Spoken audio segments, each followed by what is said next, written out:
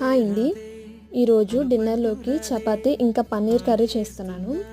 నేను first time ఇంటర్లో ఉన్నప్పుడు పన్నీర్ కర్రీ తిన్నాను. అప్పుడు మా అక్క ఇంటికి పాలు తీసుకొచ్చి దాంతో పన్నీర్ చేసేది, ఇంకా చపాతీ దాంతో పన్నీర్ కర్రీ చేసేది. చాలా బాగుండేది.